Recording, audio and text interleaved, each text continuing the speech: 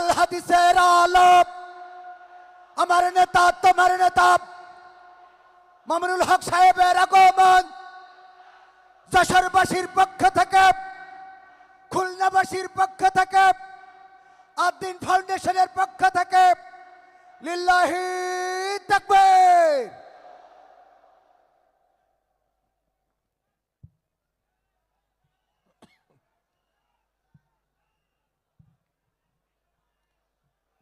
السلام عليكم ورحمة الله.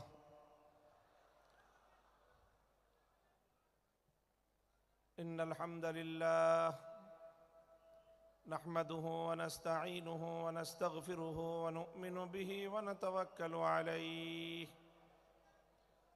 ونشهد أن لا إله إلا الله وحده لا شريك له ونشهد أن سيدنا وسندنا وحبيبنا ومولانا محمد صلى الله تعالى عليه وعلى آله وأصحابه وبارك وسلم تسليما كثيرا. أما بعد فأعوذ بالله من الشيطان الرجيم. بسم الله الرحمن الرحيم.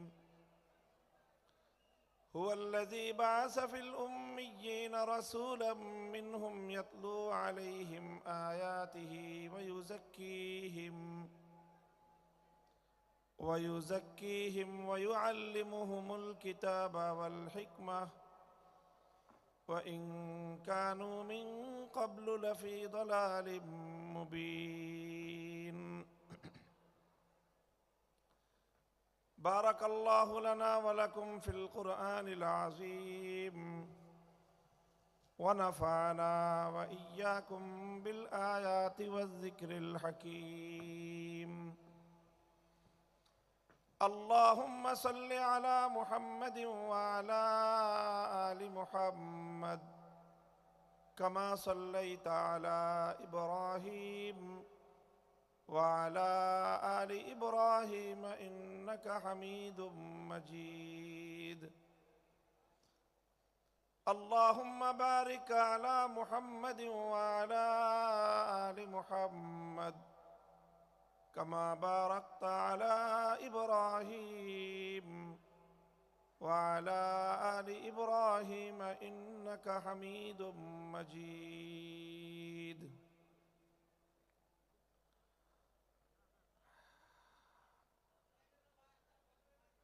মুহতারাম সভাপতি, উপস্থিত হযরত উলামায়ে কেরাম, সম্মানিত শ্রদ্ধাভাজন আমার বয়োজ্যেষ্ঠ মুরব্বী সাহেবান, সমবেত ইসলাম প্রিয়, কোরআন প্রেমিক, নবী প্রেমিক, তাওহীদি মুসলমান ভাই ও বন্ধুগণ,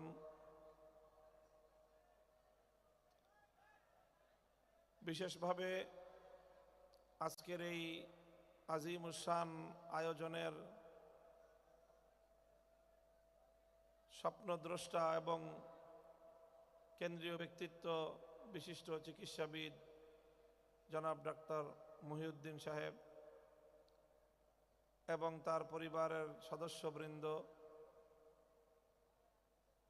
আল্লাহ পাক রব্বুল আলামিনের অশেষ শুকরিয়া যে আজকে আদ্দিন সাকিনা মেডিকেল কলেজ এবং হাসপাতালের এই চত্বরে এই অঞ্চলের একটি গুরুত্বপূর্ণ আলোচিত তাফসীরুল কোরআন মাহফিলের আয়োজনে আমরা সমবেত হতে পেরেছি। রব্বে করিমের দরবারে কালেমাতুশ শুকরের হাদিয়া পেশ করি আলহামদুলিল্লাহ। 3 দিন ব্যাপী এই বিশাল আয়োজনের আজ প্রথম এবং উদ্বোধনী দিবস। ইতিপূর্বে আপনাদের সম্মুখে আমাদের আমন্ত্রিত মেহমান মোহতারাম মাওলানা আব্দুল হাই সাইফুল্লাহ আলোচনা করেছেন। আজকের এই আয়োজনের সভাপতি দক্ষিণবঙ্গের শীর্ষস্থানীয় ইসলামী বিদ্যার প্রাণকেন্দ্র দারুল উলুম খুলনার সম্মানিত মুহতামিম মহাপরিচালক হযরত মাওলানা মুশতাক সাহেব হাফিজাহুল্লাহ, তিনিও তার সভাপতির বক্তব্য রেখেছেন। এ পর্যায়ে আমিও আপনাদের সম্মুখে উপবিষ্ট হয়েছি, আদিষ্ট হয়েছি কোরআনে পাকের কিছু আলোচনা আপনাদের সম্মুখে উপস্থাপন করার জন্য। পবিত্র কোরআনে পাকের সূরাতুল জুমআর একটি আয়াত আমি আপনাদের সম্মুখে তেলাওয়াত করেছি। একটি ঐতিহাসিক আয়াত, যে আয়াতের মধ্যে আল্লাহ পাক রব্বুল আলামিন বিশ্ব মানবতার মুক্তির দূত আল্লাহর প্রেরিত সর্বশ্রেষ্ঠ রসূল মুহাম্মদ সাল্লাল্লাহু আলাইহি ওয়াসাল্লামের আগমনের উদ্দেশ্য এবং পৃথিবীতে তার পালিত ঐতিহাসিক কর্মসূচি সম্পর্কে একটি ধারাবাহিক আলোচনা আল্লাহ এখানে করেছেন। এই আয়াতের আলোচনার মাধ্যমে আমরা বুঝতে পারব যে মহানবী মুহাম্মদুর রাসূলুল্লাহ সাল্লাল্লাহু আলাইহি ওয়াসাল্লাম তিনি যে এক বিপ্লব সাধন করেছিলেন।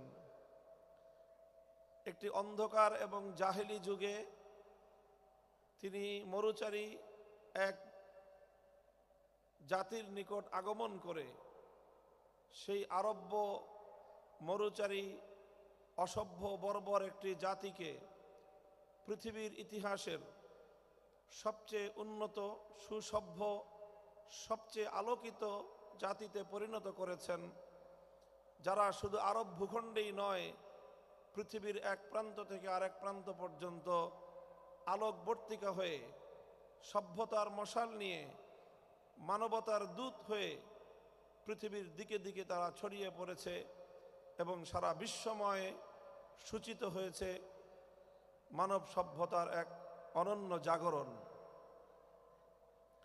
এই যে রাসূল আকরাম সাল্লাল্লাহু আলাইহি ওয়াসাল্লাম এমন একটি ঐতিহাসিক বিপ্লব সাধন করলেন, কিভাবে তিনি করলেন, কি ছিল তার কর্মপ্রক্রিয়া, কেমনভাবে তিনি এই সভ্যতার পরিবর্তন ঘটালেন, অন্ধকারে আলো ফোটালেন, বর্বরতার জায়গায় ইনসানিয়ত এবং মানবতার ফুল বাগিচা তৈরি করলেন, তার একটি ধারাবাহিক কর্মসূচির বিবরণ কোরআনে পাকের সূরাতুল জুমআর মধ্যে আল্লাহ আলোচনা করেছেন।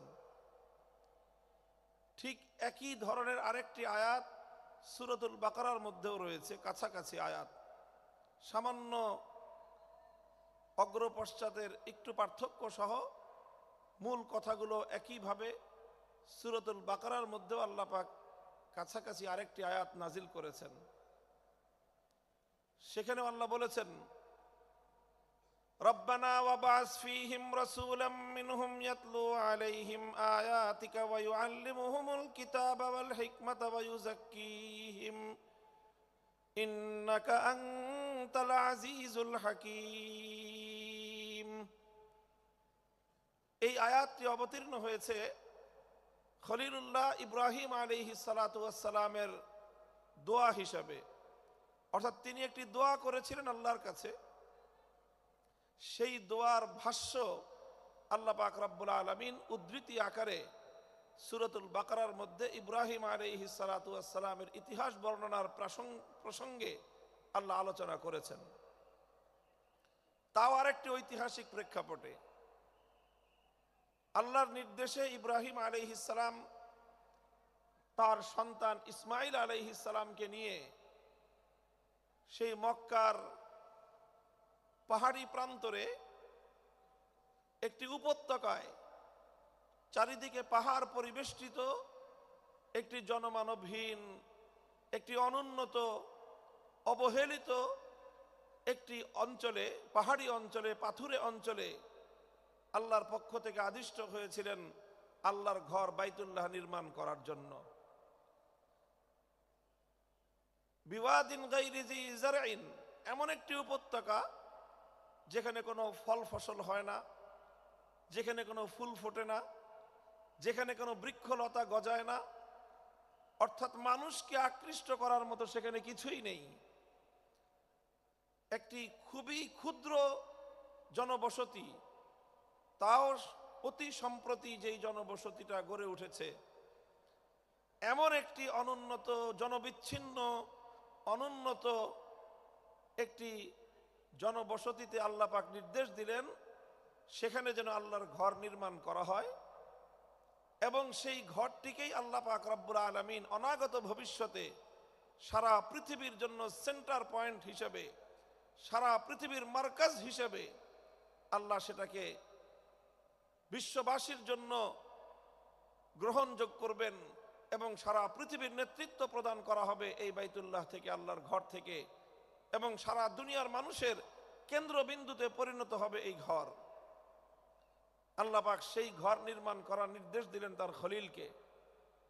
স্বাভাবিকভাবেই খলিলুল্লাহ ইব্রাহিম আলাইহিস সালাতু ওয়াস সালামের কাছে এটা একটা বিস্ময় ছিল যে এমন একটা জনপদ, যেই জনপদে না আছে মানুষ, না আছে মানুষকে আকৃষ্ট করার মতো কোনো জিনিস, সেই জনপদের জনবিচ্ছিন্ন একটি পাহাড়ে পাথুরে ভূমিতে এই ঘরটি নির্মাণ করা হলে সেই ঘর কিভাবে সারা দুনিয়ার মানুষের জন্য কেন্দ্রে পরিণত হবে, কিভাবে?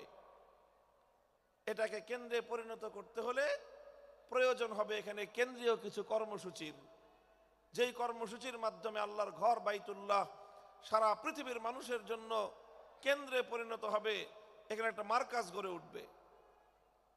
আর সেটা গড়ে উঠবার জন্য ইব্রাহিম আলাইহিস সালাতু ওয়াস সালাম বুঝতে পেরেছিলেন যে একটি মার্কাজ, একটা সেন্টার গড়ে উঠবার জন্য প্রয়োজন হলো একজন কেন্দ্রীয় ব্যক্তিত্বের।